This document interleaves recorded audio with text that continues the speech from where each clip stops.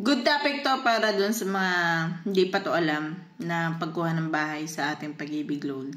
So meron kasi tayong dalawang klase ng bahay na sa atin ng ating agent. For example, sasabihin sa inyo, ma'am, mura lang po itong bahay na to kasi pre-selling lang po ito. Or, ma'am, ito pong bahay na to is RFO. Ibig sabihin, 3 to 6 months po is pwede nang lipatan. RFO meaning ready for occupancy. So, ayusin lang yung mga papers nyo, pwede nyo na siyang lipatan. Ano ba yung pagkakaiba nitong binabanggit ko na pre-selling na house at saka ng RFO? Unang-una, from pre-selling is babayaran nyo na yung equity or yung down payment ng bahay, pero hindi pa nag-e-exist yung bahay. Hindi pa siya nagagawa, wala pang nasisimulan, i-develop pa lang siya. So, nasa 3 years bago nyo makita or bago sa inyo ma-turnover yung bahay. Nasa 3 years po siya, pre-selling. From the word pre-selling, ibebenta na sa inyo, pero magbabayad na kayo, pero hindi pa po nag-e-exist yung bahay. Ito naman ang RFO. Ano naman ang RFO? Ang RFO is ready for occupancy.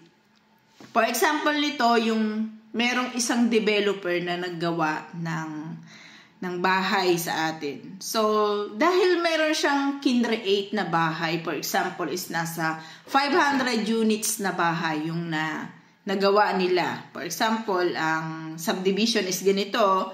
And then, yung nagawa nila na 500 units na yun is merong 10 na hindi nakuha or merong hindi nagtuloy sa pagbabayad. For example, before siya ay pre-selling, tapos hindi niya itinuloy yung pagbabayad, ibebenta niya, magiging ready for occupancy na dahil gawa na nga yung bahay. Anong kaibahan niya? Ang pre-selling, mas mura. Halos konti lang yung tubo nila doon sa pre-selling. Kasi nga, hindi pa nagagawa yung property, ibebenta mo na and then tataas na yung value ng property kapag nagkaroon na siya ng bahay. Kung ikaw ay hindi nagmamadali, maganda itong pre-selling. Ang RFO naman, kung ikaw ay nagmamadali na makatira agad sa bahay, existing na siya, ready for occupancy na 3 to 6 months, pwede ka nang makatira. And then, meron ka na rin mga kapitbahay, kompleto na, may mga groceries na dyan sa mga kapitbahay mo, wala ka nang iisipin. Unlike kapag pre-selling, pag turnover ni bahay, lahat kayo bago. Lahat kayo, wala pang existing na mga grocery store, wala pang existing na mga laundry, something like that. Lahat is bago pa kayo. So, doon pala kayo magpa-foundation ng inyong community pag turnover sa inyo ng bahay. Unlike dito sa sinasabi ko na ready for occupancy, nandyan na si bahay, may mga nag-occupied na, meron ng nagpagawa ng mga grocery store, meron ng mga laundry, pero ang kaibahan lang, medyo na-late ka ng dating, kaya medyo mahal yung bayad mo sa bahay kasi nga, no need ka nang mag-wait 3 to 6 months lang. Pagkatapos ng iyong mga papers, pwede ka nang lumipat. Minsan nga, 3 to 6 years, 3 months lang, 3 to 6 months lang. So, minsan 3 months pa lang, nandyan na, nakalipat ka na kaagad. So, kung nagmamadali ka, nangungupahan ka sa Manila, and then may nakita ka na ready for occupancy, pwede mo po iyang i-grab. Pero, syempre, kung sasabihin ko sa inyo, kung alin yung mas maganda, it depends sa pangangailangan nyo. Kung kayo ay nangungupahan, tapos gusto nyo na kagad makalipat, syempre, go for ready for occupancy. Medyo mahal yung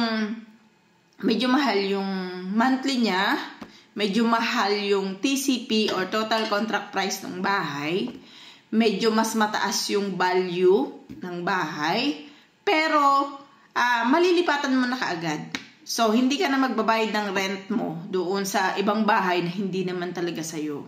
Yun yung kaibahan niya. Unlike dito sa pre-selling, maghintay ka ng 2 to 3 years bago ma-turnover sa'yo yung bahay, and then pag turnover niya sa'yo is nagbabayad ka na pero hindi pa sa'yo na-turnover yung bahay. So, yun yung difference niya.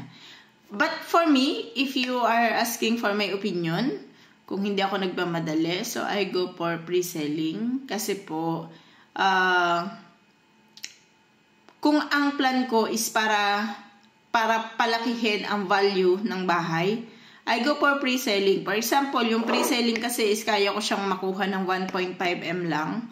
Pero kapag halimbawa na nakatayo na yung bahay, meron na existing na bahay, so pwede ko na siyang mabenta ng nasa 2M. So ibig sabihin, pwede na agad akong tumubo ng nasa 500K pagkatayo pa lang ng bahay. Kaya mas go ako doon sa pre-selling compare doon sa ready for occupancy. But as I told you, depende pa rin yun sa pangangailangan nyo. Siyempre, kung nangungupahan kayo, hindi naman kagaya ko na hindi ko need ng bahay na titirahan ko. Kaya I go for pre-selling.